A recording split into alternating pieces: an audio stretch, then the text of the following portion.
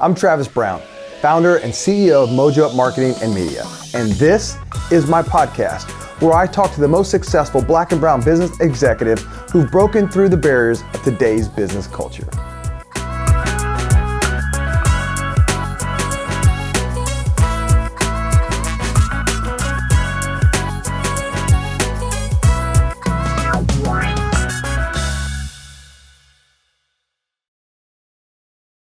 Welcome to Mojo Up Live. My name is Travis Brown. I'm excited to be back with you again for another episode of our podcast. Today, I got one of my good friends, Lowe. And you know what? I got to ask you, Rob. We met at Havana, cigar bar. So first and foremost, you're a cigar guy. I just started in June of 2021, so I'm a newbie, but I'm learning quick. Now you're from Orlando, or you live in Orlando and Indianapolis. So talk about, where did you get started on your journey to where you are today? Well, as you stated, I'm from Indianapolis, Indiana, graduate of Indiana State double major. And, as a kid, I knew early in life that I wanted to leave, for a lot of reasons, just trying to figure out who I was and some things I needed to define in myself.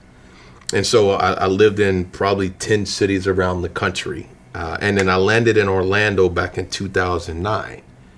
And I started in HR in 1998, working for Accenture, and had a lot of roles up through my career, working for Alcoa, Cummins, Capital One, the Nature's Bounty Company, Dean Foods, JBT Aerotech, and eventually Republic Airways. And people ask me, why did I get into HR? And it's crazy. It's, you hear these stories like people say, I got into HR because I'm a people person. I got into HR because of what was important to me.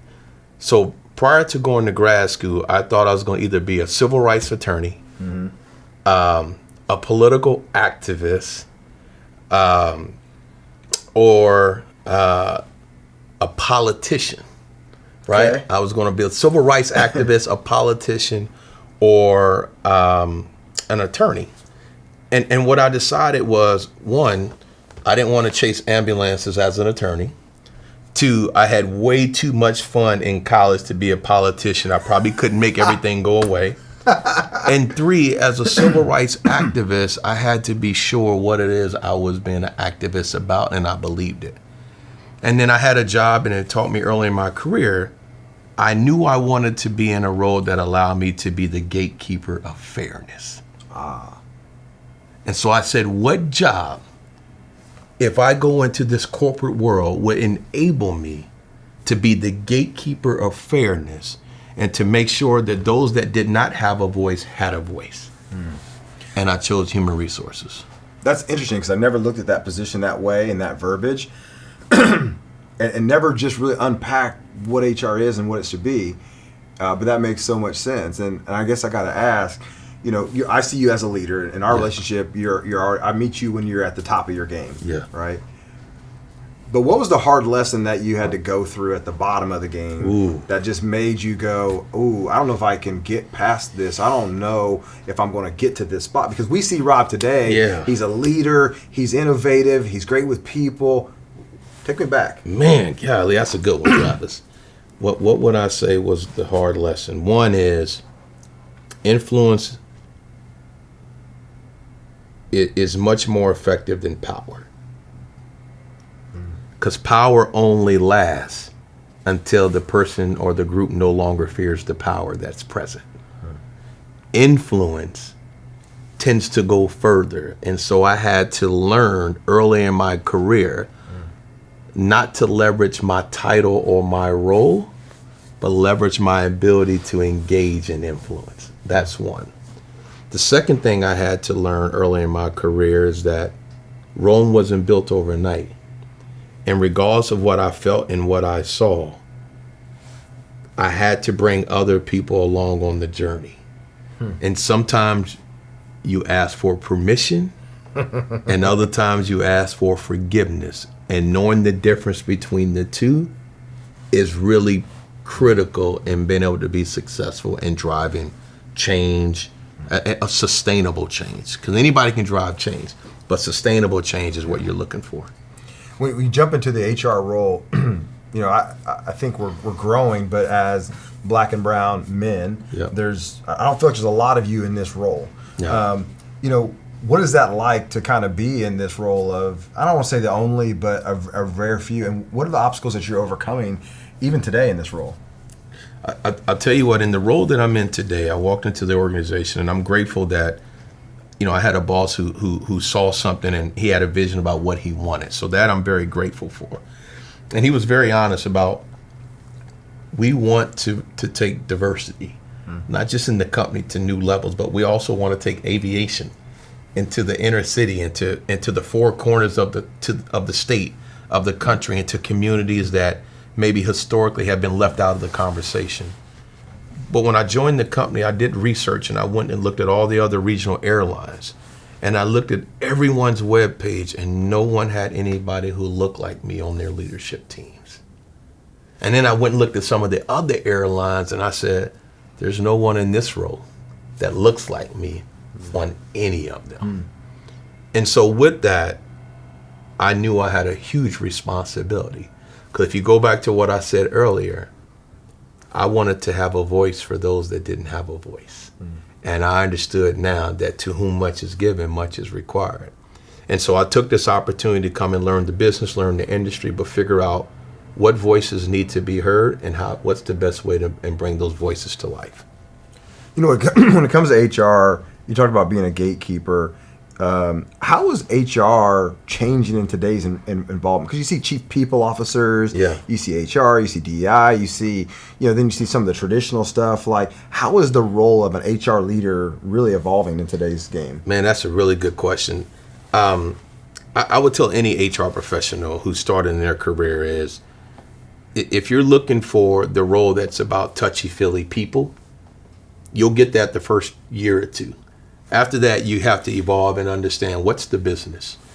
HR has to be, and I like to use this term, HR has to be the conscious in the room to remind other leaders in the organization, if they forget, that we are only successful as a company when we bring our people along on the journey, right? So how do we tap into the talents that's in the organization? How do we tap into the ideals that are in the organization? How do we incentivize creativity in the organization? And how do we create a culture of inclusivity so that people who are in the organization want to stay? And how do we attract those and steal talent from other organizations so they want to come? Well, it's funny you say that, because like in the game, I was just having this conversation with my CEO the other day. I'm like, are we okay, stealing talent from people that we know and we have these relationships, and then that makes you subject to that same thing, right? So what does that look like when you're looking for talent, and are there rules of engagement to go stealing other people's talent? There's two ways to answer that. There's contractual rules of engagement, right? When there's a contract in place that maybe prevents a conflict of interest, so you can't. There's common courtesy, right? If we have a mutually beneficial relationship and we're there to support each other, it is not in my best interest to help you fail. Right? But the other piece is, I think in such a competitive landscape, with how the world has evolved and changed post COVID, with the huge influx of the gig economy and people not wanting to work really permanent jobs anymore, but based on an ad hoc basis or what fits their lifestyle. I think companies have to be very, very open-minded and understanding that people who are entering the workforce now or who are in the workforce are not motivated by the same things that motivated people 30 years ago. Right. And when you think about social media and technology, they're creating millionaires at the age of 21. Right? By the time they're 21, the traditional way of becoming successful is no longer the norm, right? There's all type of innovative ideas. So I think sometimes you have to look at taking talent from those that maybe you work with. One is it because they may have the thing that needs to catapult your organization to the next level. But two is it may be in their best interest because they're being held back in the organization that they're in. So I know that's a long-winded story. I don't think it's an easy answer, but I think you'll have to do it. You have to be respectful of where and why. We're in a situation where we're growing and, expanding, and we're thinking about, our benefit package and how that extends beyond just like health insurance or 401k, but like truly creating like this package that people want today. In your role in that HR world, and you're thinking about how do we attract this talent? Yeah. Like what are some of the things that you're considering putting together to create an environment that people want to come work at? Man, that's a good question. One, any employer today needs to be looking at a telecommute or remote work policy. The days of people going back into the office for 5 days every day a week and be happy with that, that's going to be few and far between. Those will be the exceptions. I think that's one. I think also employers have to think about many people are motivated by healthy lifestyles. So when you think about your benefit package, think about what incentives, whether it's gym, whether it's meal prep programs that you could help sponsor for employees, right? Whether it's retreats that you provide for wellness days, not just a lot of companies do incentive benefits. So if you take this screening, we'll give you $20 off your benefit plan.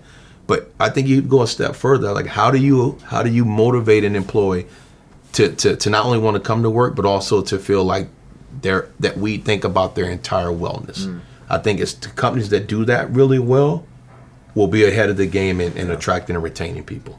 One of the things that we recently added was what we call NOPE days. Yeah. And they're just basically mental health days. But everybody has a situation where you wake up and you're like, nope, not today. Yeah. It's not going to happen. And just being conscious and aware that that's a thing in today's economy. Yeah. I grew up in the era where you work at all costs. If it costs you your family, you cost everything. You just grind until there's nothing left. Mm-hmm. and I lost everything doing that in one realm. And so I said, when I redo this next time, I refuse to do that. I refuse to build a company that way. I refuse to be that type of person. I want to create that whole wellness where people want to come to work. They love this place, and man, they don't want to leave. And that doesn't mean people won't leave. That just means that you're creating an environment that's way. But it was a major mindset shift to me, that it's not just always about grinding and how hard you work and a number. It's about creating this environment and this culture. If you left wherever you are from a job perspective, and you went someplace brand new and started over fresh, and your job was to really make a difference on this culture, how would you start that? Like, what would your process be to think about how you could reinvent and re-engage and do something cool in a culture?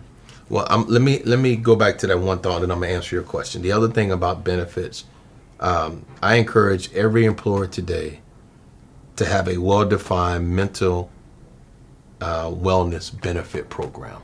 Mental health is so critical. It's so critical. It has become the core of how people really move and make decisions in their life. And so I would encourage anybody looking at this podcast or anyone you talk to, definitely look at that. Your question about what would I do to influence the culture? Yeah.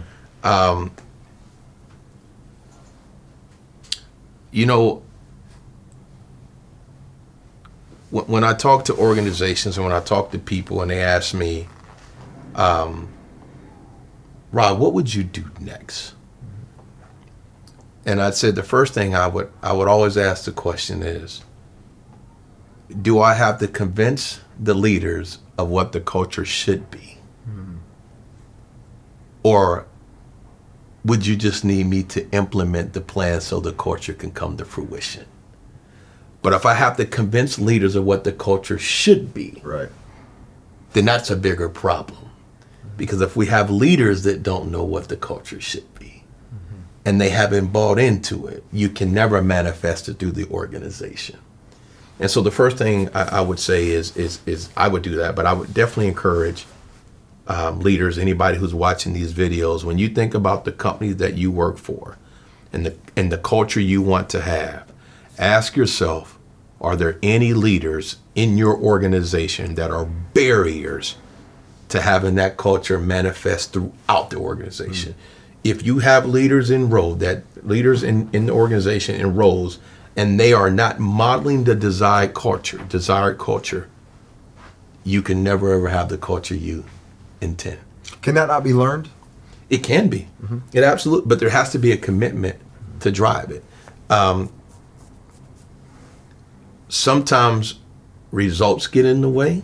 Sometimes relationships get in the way. And what I mean by that, often companies say we want a desired culture. We want a culture that is inclusive, that is engaged, that is high performing, ones, all those things. But sometimes we allow leaders to stay in roles who are so results oriented, but they have no concept of employee engagement, and they leave a bloodbath. That's the wrong leader. Right. Or we have leaders in organizations that are so relationship driven that people love them, but they don't get results. That doesn't move the organization forward. So there has to be a healthy balance. And that's what I say. In order to have the culture that you desire, you have to have the commitment to have the leaders that model that culture. And so in today's society, this conversation around DEI is everywhere, right? Yep. Is this a fad? Is this like reality? Do big companies really believe and buy in this? And if so, then like what's the plan to make this really happen?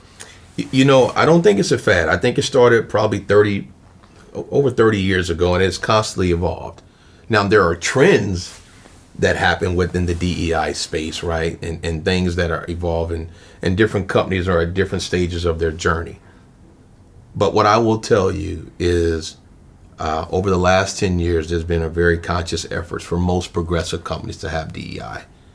But make no mistake about it, after George Floyd, after the Black Lives Matter movement, after the Asian hate movement, no company in their right mind wants to be on the wrong side of history. And so they may be late to the game, but they recognize that they have to do something if they're going to compete in this thing that we call capitalism in a world market. And not just because it's the right thing to do, it's because studies have shown time and time again that the more diverse companies are the most profitable and the most productive. And if you're going to survive in a very volatile economy with low turnover and high entrepreneurial spirit that is happening throughout the world, you're going to have to do something that allows people to want to come to work, not just come to work, bring their whole selves. Right. You know, as a marketing agency, you know, our whole campaign is diverse and talented, where we're trying to change the narrative that it's or. Yeah. Right. Because some people are like, oh, there's not enough talent. Yeah. Oh, we can't find it. No, you know, all that stuff. You know, how do we overcome this? It's diverse or talented. I mean, I know how we're doing it in marketing, but like, you know, from employers' perspective, how do we change this? You know, I tell you what, it's what you're doing right now. And this is why I'm so appreciative of Travis, what you and Mojo Up and what your team is doing is you have to tell the story so that people know. Because unfortunately, there are misconceptions out there that, you know what, in order for us to get diverse talent of black and brown people, we may have to lower the standard. That's crazy, right? Like, that's absolutely such an asinine thought, but it's out there.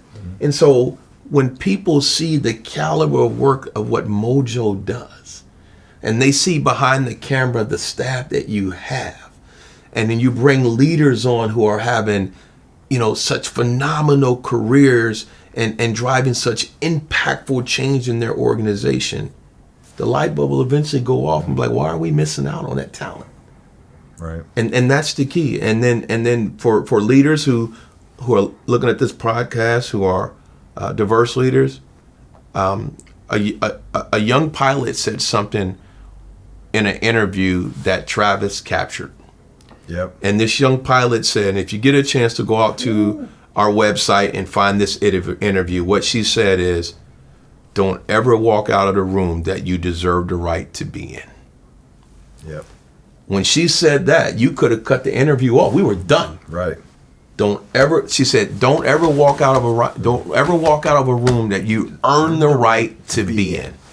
And I thought when she said that, I thought, wow, like just verbalizing that, from a female of color, to say that, it was just so profound. You felt it. And we were on the set that day in the hangar, at the public hangar, and I had my daughter in there, my 9-year-old daughter, and I had my niece in there who was a sophomore in high school.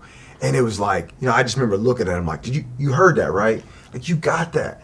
And that's a part of this whole evolution, which brings me to this conversation with you is so we came in contact, obviously at Havana having a cigar, but from a professional perspective, was you had a vision with you and a team of people, and Aisha, that you had this vision to do something that had never been done before in aviation. Yeah.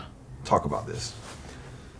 And we only got 9 minutes left. I know. So I'm gonna make this quick. So we had this aviation career summit the last 3 days, monumental event. We brought 1,100 people, vendors, and over almost 700 kids that we bussed in from around the state for a 3-day weekend in Indianapolis to talk about careers in aviation. We brought 5 historically black colleges into the city that had aviation programs.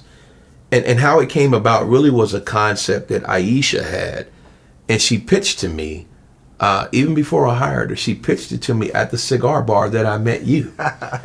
And she pitched this idea about diversity. And when I met her, I was talking about, in the airline industry, of the mechanics in the airline industry, less than 5% are African American, right? 6%, something like that.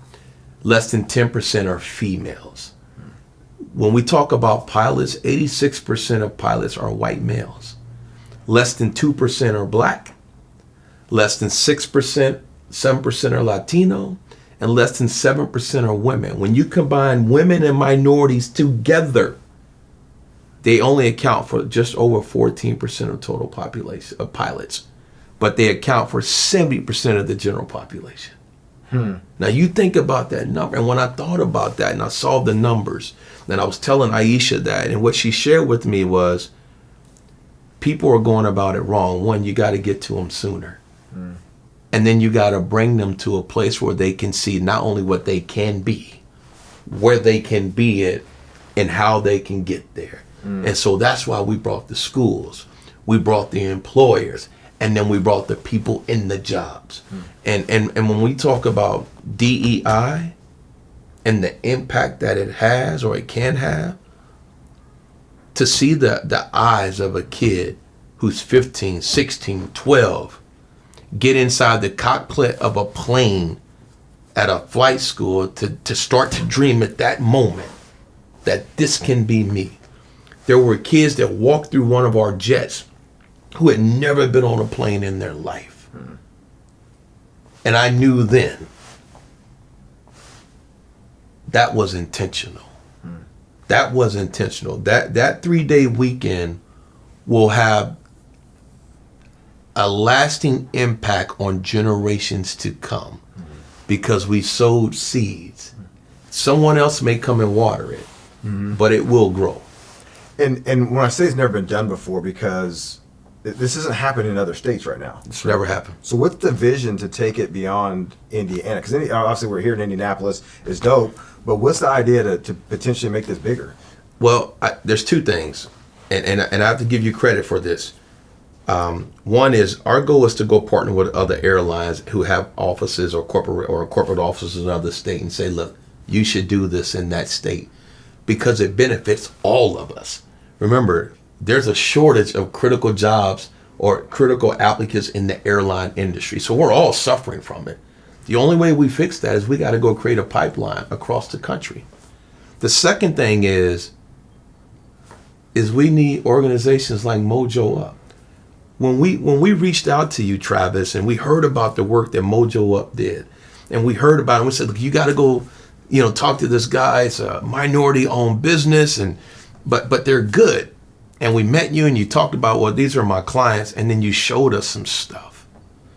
And then I remember you sat down with us, and you said, look, I'm going to do this. I think you should say it this way.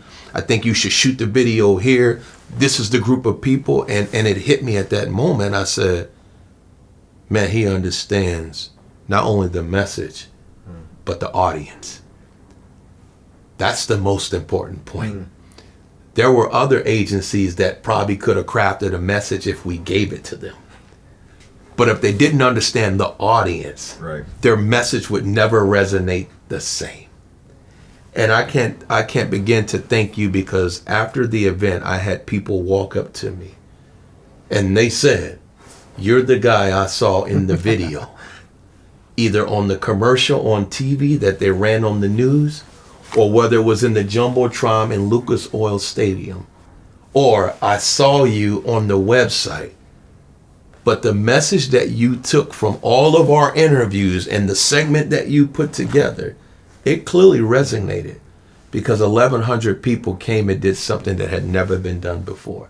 And so for that, man, I got to thank you. No, and listen, I can't take all those accolades. Strategy, yes, I was a part of it. Our team really came together because we say this sometimes, and I say sometimes we have jobs that aren't just about doing great work for our clients. Yeah. It's purposeful. Yeah. And when those two things get to intersect, and we had a chance to see the vision, and you and Aisha painted that vision so clearly to us, and we were all in, from the very beginning, and so we're thankful for that opportunity to help you guys do that as little as we can. So, but I just want to say thank you because of the vision that you guys had to do it. Yeah. And to expose. It falls in line with the Minority Leadership Summit that it's been on my plate to do for years, where I can give young black and brown men and women the opportunity to see us, not as athletes only, not as entertainers only. Yeah. And you did a piece of that in your niche. So kudos to that. We're going to jump into this hot seat. Okay. And the hot seat is I'll do the hot seat, and then I got one final question to ask you today. But the hot seat is simply this: I'm going to ask you some questions here, and you're going to give me an answer, one word or two word answer, rapid fire. All right. Favorite place to vacation? Man, it used to be Destin, Florida, but now I would say, Punta Cana. Ooh, that's a place. Favorite city or coolest city you've ever been to? Amsterdam. Favorite restaurant? Prime 47. Favorite chain restaurant? Longhorn. Yeah, that's my joint right there. I love Longhorn. Favorite meal? Dude, a pepperoni pizza? Can't beat a pepperoni Man. pizza. Favorite brand? Brand you love? I'm crazy. I've been rocking it lately. I don't know why, but I bought me 3 or 4 pair of Fila tennis shoes. Old So school. yeah, I'm rocking the old schools. Favorite sports team? Man, I'm a Notre Dame fan and a Baltimore Raven fan. Oh man, I was a Raven guy for years watching Ray. Favorite college? Man, I went to Indiana State University, so I have to say that. But yeah, I'm gonna leave it there. I sit on the board of trustees, so I better leave it there, right? Favorite type of music? Disco, 70s disco. 70s disco. Dude, I'm my best albums ever made, soundtrack to Saturday Night Fever, Car Wash, and then the album made by Blondie with Fab Five Freddy, the song. Fab Five Freddy. Favorite TV show? Sanford and Son, and And what's something you binge on Netflix or Hulu or whatever? right now? Yep. Oh man, I can't say it on TV. I'm watching Black Dolomite. I'm really binging on all the cartoons from Black Dolomite, or Black Dynamite. I think that's his name. And then, the Game of Thrones. Game of Thrones. A powerful movie. One of your most powerful favorite movies.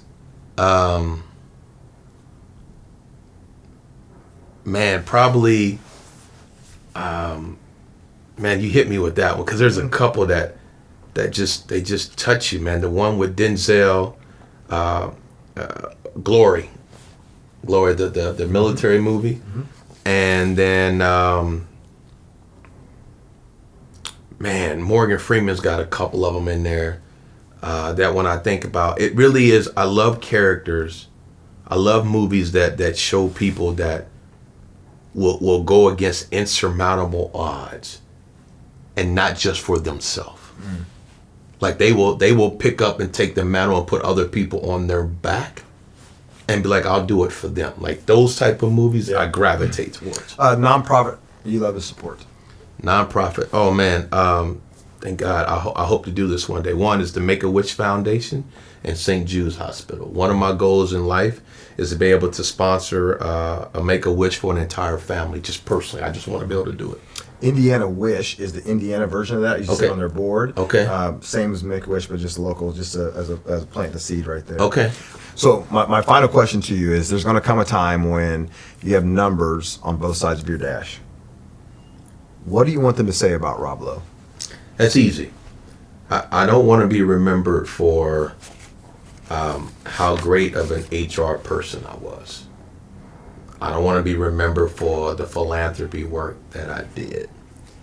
I want to be remembered for, the relationship I had with those that I love and I care for, my family, my wife, my daughters. But I want to be remembered for the guy who gave a voice to the people that didn't have a voice, and he didn't care if it cost him anything. That's what I want people to take away. Like this dude right here had the courage to walk in the room with his head high and his chest out. And he said, I will be in here for everyone else that couldn't be in here. That's what I want. That's super powerful and a way to leave this audience today, man. Thank you so much for coming by. Man, thank you for having me. I appreciate it here. You got to grab the sign right here and give the official. Hey, listen, I've always wanted to do this. We just completed the Mojo Up podcast. And you know what? That's a wrap.